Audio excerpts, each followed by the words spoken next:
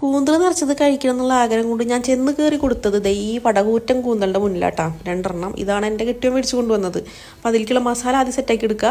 ഒരു കൂന്തൽ നമ്മൾ മസാലയ്ക്കും ഒരു കൂന്തൽ നിറയ്ക്കാനായിട്ട് എടുക്കാമെന്ന് വിചാരിച്ചു.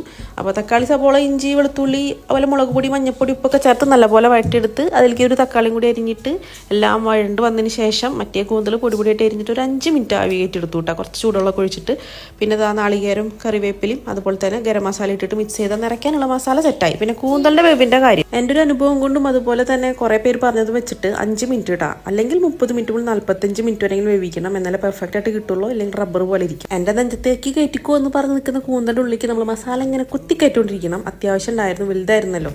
എന്തായാലും സംഭവം സെറ്റാക്കിയിട്ട് ഞാൻ ആവി കയറ്റി. ഈ ആവി കയറ്റുന്ന ചടങ്ങ് ഞാൻ ഏതാണ്ട് ഒരു 30 മിനിറ്റോളം ചെയ്തിട്ടുണ്ട് കേട്ടോ. കാരണം 5 മിനിറ്റിൽ ചെയ്താൽ സെറ്റാവില്ല എന്നുള്ളൊരു ഉള്ളിൽ അപ്പോൾ അത് ചെയ്തെടുത്തിട്ടുണ്ട്. ലാസ്റ്റിൽ കുറച്ച് ഇഞ്ചി വെളുത്തുള്ളി പേസ്റ്റ്, മുളക് പൊടിയും ഗരം മസാല ഒക്കെ ഇട്ടിട്ട് ഒന്ന് മിക്സാക്കി ഈ കൂന്തലിൽ ഇട്ടിട്ട് ഒന്ന് അങ്ങോട്ടും കൂടി തിരിച്ച് പറിച്ചപ്പോൾ നമ്മുടെ കൂന്തൽ നിറച്ച് സെറ്റായി. കൂന്തൽ കഴിച്ചവരുണ്ടെങ്കിൽ സത്യസന്ധമായിട്ട് അഭിപ്രായം ഒന്ന് പറയണേ. ഞങ്ങൾക്കൊരു ഓക്കെ ഫീലാണ് കേട്ടോ.